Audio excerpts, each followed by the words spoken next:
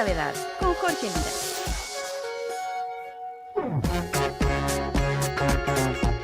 Bien, estamos en contacto ya con Felipe Martínez. Ustedes lo pueden ver a través del streaming de Cooperativa Ciencia. Él es director de la Escuela de Antropología de la Universidad Católica.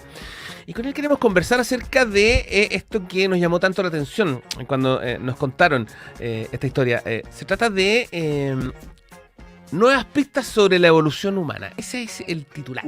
¿Ah? Entonces queremos entender qué es lo que se encontró, dónde fue, y además Felipe participó de esa investigación, por lo tanto es, digamos, más atractivo, interesante y entretenido escucharlo. Felipe, ¿cómo estás? Buenos días, gracias. Muy Gracias por buenos días, acompañarnos. ¿cómo estás? Gracias por la invitación, muy encantado de estar acá. Oye, Felipe, bueno, la primera pregunta tiene que ver con el lugar. Quiero que hagamos un contexto físico, porque esto ocurre en Mozambique. ¿Cómo es Mozambique? ¿Qué podríamos decir de Mozambique? ¿Y por qué es fundamental para esta investigación, digamos? Bueno, a ver, Mozambique es un país muy bello, muy hermoso, pero también muy pobre y con muchos problemas sociales, socioeconómicos, producto de una larga guerra civil que tuvieron en ese país, que duró casi 15 años, desde los 70 hasta los 90. Y esto tiene mucho que ver con, bueno, lo que tú mencionas del titular ese, Nuevas Pistas de la Evolución Humana, porque el proyecto de esta nota de una página web que recoge el proyecto en el cual yo trabajo, justamente es un proyecto que comienza en el año 2016, en el marco de un proyecto de conservación y restauración de un parque nacional enclavado en el centro de Mozambique que había sufrido mucho producto de esta guerra civil. Cuando digo que había sufrido mucho, me refiero a que era un parque turístico antes de la guerra civil con muchos animales, una fauna preciosa, hábitat hermoso, y después de la guerra civil prácticamente no quedaba fauna, no quedaban animales. Quedó arrasado. Fue arrasado, exactamente. Hacia el año 2000, un filántropo, Greg Carr, que se dedicaba a hacer trabajo humanitario, llega a Mozambique, conoce sobre la historia de este parque y decide comenzar este proyecto de restauración. El proyecto de restauración se inicia, de hecho, aproximadamente el 2005, y ya para el 2016, cuando llegamos nosotros al proyecto, se puede decir que había logrado dar vuelta lo que había sucedido y teníamos un lugar lleno de animales que estaba, digamos, renaciendo. Este personaje que llevó adelante esta iniciativa de restaurar el parque se dio cuenta que el parque estaba enclavado en lo que se conoce como el Gran Valle del Rift. El Gran Valle del Rift cruza el lado oeste de África, desde Etiopía, Kenia, Tanzania, baja Malawi y finalmente se termina, se hunde en Mozambique. Y en todos estos países que yo te he mencionado se han realizado desde los años 60 muchos descubrimientos de fósiles, de paleoantropología, de arqueología, muy importantes que nos han dado muchas pistas de evolución humana. O sea, en Etiopía, Lucy, por ejemplo, por decirte algo. En Kenia está el lago Turkana, donde se realizan hallazgos muy importantes día a día. En Tanzania, los primeros hallazgos de los Liki son en Tanzania. En Malawi, en el lago Malawi, también se han realizado hallazgos muy importantes. Pero en Mozambique nada, no había nada. ¿Y por qué no había nada? Justamente porque las condiciones sociopolíticas del país no permitían desarrollar investigación. Y justo en esa zona, y justo en esa zona arrasada es donde, digamos, al final había evidencia. El parque, claro, el parque justamente está en el Valle del Rift, por lo tanto el potencial es enorme, pero el potencial es grande no solamente para decir vamos para allá a descubrir, tratar de encontrar sitios paleontológicos que tengan evidencia de algo de la evolución humana, sino que el parque en sí mismo y la ecología del parque es en sí también un lugar para realizar investigación que tiene que ver con nuestra evolución. ¿Por qué? Porque nosotros evolucionamos en esos ambientes. Nuestros ancestros de millones de años atrás, cuando no nos parecíamos mucho a lo que somos hoy en día, vivían en esos ambientes y estaban sometidos a esas presiones ecológicas. Cuando digo presiones ecológicas, vivían y tenían que compartir el espacio con ciertos predadores que eran peligrosos, tenían que compartir el espacio con ciertos animales de los cuales competían, o a veces nuestros ancestros se alimentaban, o tenían que moverse desde ambientes muy húmedos, con mucha agua, por suerte, que es un requisito importante para nosotros, a ambientes un poquito más secos. Y este parque tiene una diversidad de hábitat que concentra muchos de esos escenarios. No podemos decir que evolucionamos en un lugar exactamente idéntico a ese, pero es un reflejo de muchas de las cosas muchos de los lugares en que nosotros fuimos evolucionando. Felipe, ¿y qué animales hay hoy en ese parque en Mozambique que pudieran entregar esas pistas, digamos? Que evolucionaron, sí, o que son parientes de nuestros propios parientes lejanos, digamos. Nosotros, mira, por lo general, en los últimos 30, 40 años se ha tenido una preferencia importante por estudiar a los chimpancés como un modelo de evolución humana, porque son nuestros primos hermanos más recientes. Claro. Nos separan 6 millones de años, de evolución. Un ancestro en común con los chimpancés de 6 millones de años de evolución.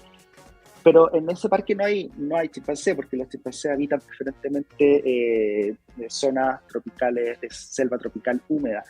Este lugar sí tiene un primate muy interesante que también ha sido un modelo de evolución humana, pero que está más alejado de nosotros, son los babuinos. Los babuinos comparten un ancestro común con nosotros hace aproximadamente 30 millones de años. Y su comportamiento en algunos aspectos es bien interesante y algo podría decirnos respecto a cómo nosotros fuimos evolucionando. Por ejemplo, por darte un ejemplo de muchos, ellos tienen una estructura social y relaciones sociales muy bien establecidas. Ellos, en el fondo, no son entes que circulan por ahí sin saber en qué mundo están. Tienen un mundo social súper rico, súper nutrido, saben quién es quién, saben cuáles son sus aliados, saben cuáles no son sus aliados, saben cómo acercarse a alguien para pedirle algo. Ellos hacen unos pequeños gruñidos para comunicarse. Obviamente no tienen lenguaje como nosotros, pero sí se comunican, tienen comunicación. Y son súper interesantes por esos aspectos del comportamiento intrínseco social, pero también son muy interesantes porque habitan gran parte de África y hay diferentes especies, y estas diferentes especies entran en contacto e hibridizan entre ellas.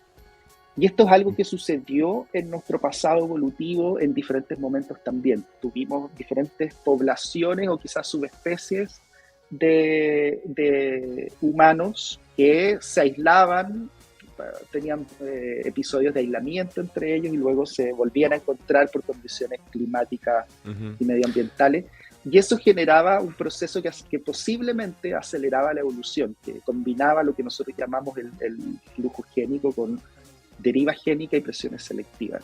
Entonces, se está viendo ya, hay estudios que lo han ido mostrando, que podemos sacar algunas conclusiones de los procesos evolutivos, más en general, que impactan al linaje humano, pero que las podemos sacar de este primate, de estos babuinos. De los babuinos. Oye, qué interesante. Estamos conversando con Felipe Martínez, es director de antropología de la Católica. Participó de este estudio en Mozambique que, llegó a este parque. Tengo acá el nombre del parque, es Gorongosa. Gorongosa. Sí. Y no es un estudio que se hizo y concluyó, no, es algo que está en pleno desarrollo. El potencial en continuo, de este proyecto. Somos más de 25 investigadores de todas partes del mundo. Los quienes lideran este proyecto están basados en Oxford, y digamos que el potencial de esto es inagotable. 40 años, 50 años, 60 años de investigación para otras generaciones. Hay mucho que ver, hay muchas preguntas, muchos hallazgos que han ido apareciendo, y por lo tanto, más que un un proyecto específico, esto es como una suerte de un programa de Ujú. investigación a más largo plazo. Felipe, ¿y qué otras pistas, qué otros hallazgos hubo, al menos digamos, cuando estuviste presente, o qué es lo que tú destacarías de todo Ujú, esto que se ujú. ha ido generando? Recién hablabas, por ejemplo, de cómo es que se adaptaban a los cambios o a las presiones ecológicas. Em, y no Claro, sé si está bien no sé si está bien la comparación, digamos, pero hoy día estamos siendo sometidos nosotros a un cambio, digamos, de absolutamente. paradigma. Entonces, eh, Sí, algo podemos sacar de eso, ¿no? absolutamente. Hay que decirlo que no solo es un modelo, la ecología del parque no solo es un modelo del cual podemos aprender. También uno de los objetivos principales de este proyecto ha sido encontrar yacimientos paleontológicos o arqueológicos que nos puedan entregar nuevas evidencias de evolución humana. Y ese objetivo ha empezado a cumplirse, han aparecido algunos sitios bastante antiguos que están quizás por sobre el límite de origen de nuestro linaje. Como te decía recién, nuestro linaje Ujú. se acepta un origen a partir de un ancestro en común con los chimpancés hace 6 millones de años, pero puede ser incluso anterior.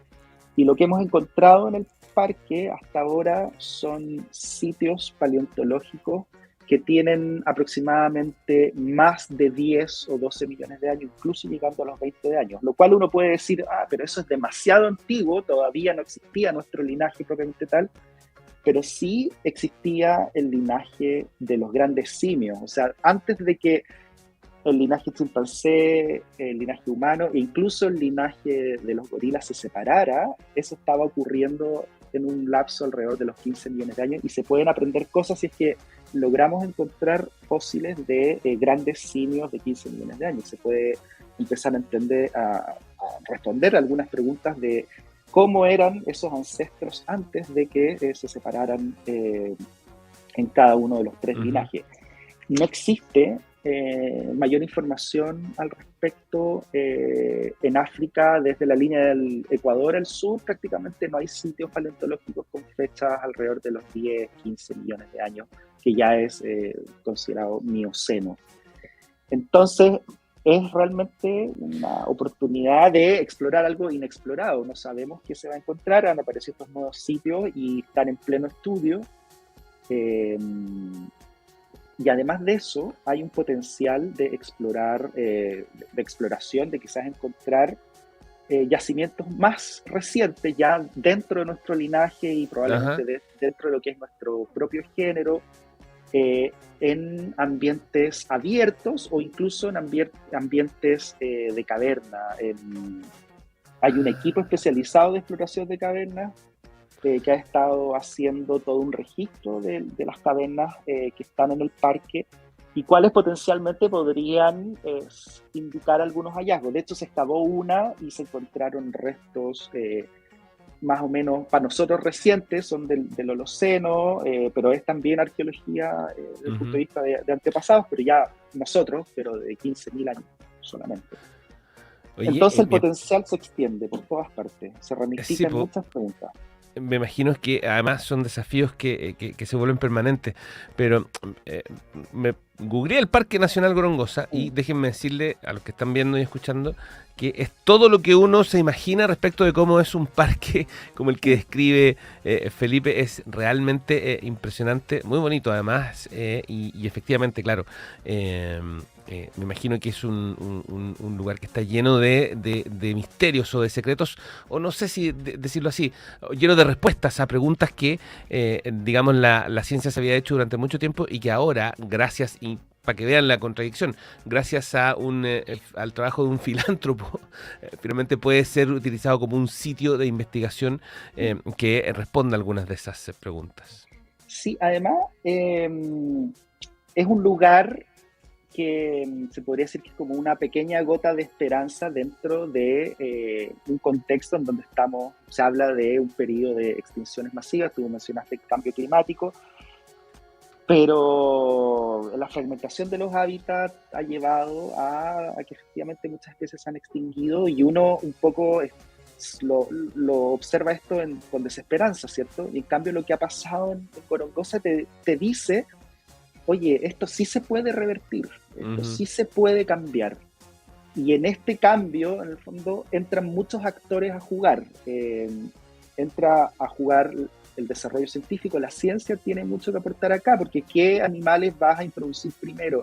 Los carnívoros, los herbívoros, ¿cómo el hábitat del parque va a recibir estos animales que están entrando? ¿Cómo se van a comportar estas nuevas especies? De hecho, lo que han encontrado los ecólogos acá es que una especie ha empezado a dominar en números todas las demás, una especie de herbívoro que es el antílope de agua, que por lo general no es tan numeroso. Acá en el parque se ha vuelto muy numerosa y han tenido que exportarlo. Tienen más de 60.000 especímenes de antílope de agua y han comenzado a exportarlo para otras partes. O, por ejemplo, de traer cierta especie de carnívoro, como lo es un leopardo, y darse cuenta que constantemente el leopardo se va de donde lo dejan. Los leopardos van a otra zona. O ver cómo se han recuperado las poblaciones de leones. Los leones son el animal emblemático del parque. Y cuando termina esta guerra civil prácticamente no quedaban. Y hoy día es impresionante ver cómo esa población de leones se han recuperado y han ido recuperando el espacio que nosotros, los humanos, de hecho, ocupamos. Entonces, deja una moraleja muy interesante que es, si uno le da una oportunidad, si uno pone ciertos planes con respecto a la conservación y la restauración, la vida vuelve a aprender cuando los hábitats no han sido impactados mayormente. Cuando los hábitats están relativamente conservados, se puede realizar este proceso. Se puede volver a encender esa chispa. Felipe Martínez es director de Antropología de la Católica.